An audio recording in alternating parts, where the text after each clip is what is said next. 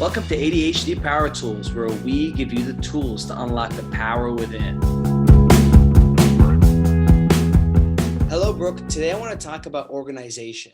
I know organization is super crucial for us with ADHD, and we've talked about it before, and I want to talk about it again. I want to ask you, what are some tools you can give us with organization so we can add more to our organization toolbox? Yes. Organization. It's so funny because when I was younger, I was not an organized human. I would have piles of clothes on my floor. In fact, funny story, we got robbed twice in my house growing up, and the robbers did not come and steal anything from my room because there must have been two of them and thought that one already was in there. So I promise you, the reason why I'm telling you this story is because there's hope for you. If you have limited organizational skills, doesn't mean that you can't get organized in the ways that you want to. So it's not stressing you out. And something I like to say is an organized area is an organized mind. So here we go. Lots of different organizational hacks and tips. One big thing that can help you, of course, as a coach, but there's also an organization called NAPO. It's the National Association of Professional Organizers. So if you just feel like you can't do it yourself, you don't want to do it yourself, you don't even know where to start, there are people who can come in and help you organize and get a clear environment or a clear starting point for you. But if you want to do it yourself, you want to learn the tools to keep organized, just some things that have been really helpful for my ADHD people out there and myself is the acronym CAT. So if you're trying to organize in your space, and CAT being KAT, think about keeping, archiving, or tossing. Everything has to fall into one of those three categories. So usually if you have someone like a clutter companion or a friend who can walk around with you while you're going through things, it can help you lessen that decision-making time and which goes to what category. A lot of people do this when they're moving. They're like, should I keep it? Should I toss it? But I've looked at it like 2 years ago, but I have that emotional attachment. So CAT, think of KAT. Another thing is online banking. Oh my God, life-changing. Now, this is good and bad online banking, right? If you have that automatic bill pay, guilty, I barely look at what is being pulled from my account. So if you're doing online banking, it is a huge save of time and late fees that you can avoid because it's just automatically being pulled from your bank account. But make an appointment with yourself to monthly to take a look at, it could be one day, to actually take a look at all of your statements and see what's being pulled and what's being charged. So this way you can see if there's any fraudulent activity, if something doesn't look right. So you can kind of just give an overview of some sort of control and feeling of managing it. Mail and magazines and papers, get rid of it immediately if you're not going to be looking at it. So we know that mail can pile up, but the second I get my mail, which is usually stacked this big because I don't go to the mailbox every day, as soon as I see those coupon books, as soon as I see something that says like 0% interest rate, or, I know it's something that people are trying to sell me, I typically just rip it up, put it in the shredder, throw it away. Don't even go there because it's a waste of my time, which is precious, and it's a waste of space because I'm not going to come back to it. So there's that. Let's toss it. Yeah, toss it. It's the T of the CAT. Exactly. Along with tossing, receipts. Okay. I mean, I think of the George Costanza wallet where you're like trying to close it. If you are a receipt keeper, there's no problem with that, but have a space in your house. It could be a box. It could literally be an Amazon package that you cut and you use for a folder. Just toss your receipts in there to come back to when it's tax time and you have to look at your receipts. Make a spot for them. If you're not going to use a spot for it, maybe take a picture of your receipts and put it into some sort of app or put it on your phone. QuickBooks has a nice receipt app that you can use. Another big thing that can help you with decision-making process and not rebuying the same things, or to just simplify your wardrobe, go for the things that, I know women, me too, it's hard to simplify, but the stress of seeing a closet, and my husband would be very happy hearing this, the stress of seeing a closet that has, like, you're shoving all of your clothes in there, you don't even know what exists anymore, and your hangers are breaking because you're trying to shove it in. Yeah.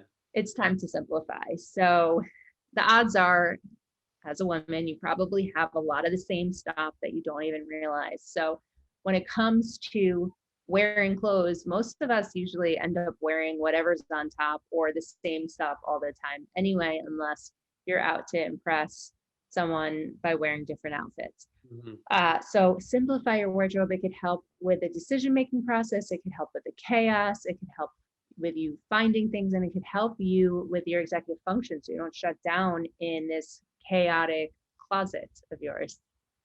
Some tools, 100%. I'm sure more will come. 100%. Now, the closet thing, I think I've brought this up in an earlier episode. There was a point where I was looking in my closet and I had all my winter clothes in there. And I was like, why do I have all these hoodies right now? It's 90 degrees outside. So I did exactly that. I simplified my closet. Hoodies, long sleeve pants. I put it away in the storage in a big cardboard box in storage or in the garage. And I taped it up. I got a little Sharpie and wrote down what it is. If I ever need it, I just get a razor, quickly open it, grab a hoodie if we're going to the movies or anything like that. And I'm like, oops, I actually need this now. But it's good. Simplifying is key. And the receipt thing reminded me of once we also talked about the junk drawer. I think Yes. a junk drawer is, I think it's some layaway that we deserve to have. I know I have one or two junk drawers in my Oh home, yeah. and it kind of accumulates with time. It's a little snowball effect. It just happens. It's like I have no idea where this should go. I don't have a box for it, and I guess I should write down on my to-do list to get a box for it. But for now, it's going in this junk drawer, Right. and it's good to every month check up on that junk drawer right there. So I like that. And one more thing you brought up is the wallet, the bank account. A really cool thing that I signed up for the other day is Apple Pay. I Mm, never had Apple Pay, and I like it because it gives you a notification on your phone of what transaction went through. It's quick, obviously, too, but it gives you a transaction of what went through, that notification.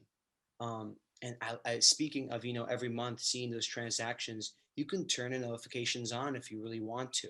yes. You can choose if you want it as a banner at the front of your screen in any way you want. Obviously, maybe put on do not disturb notifications so people don't see it popping up all the time, but it's very key. I Point. think notifications are great. Seeing those transactions, it's very important. I like that a lot. Yeah.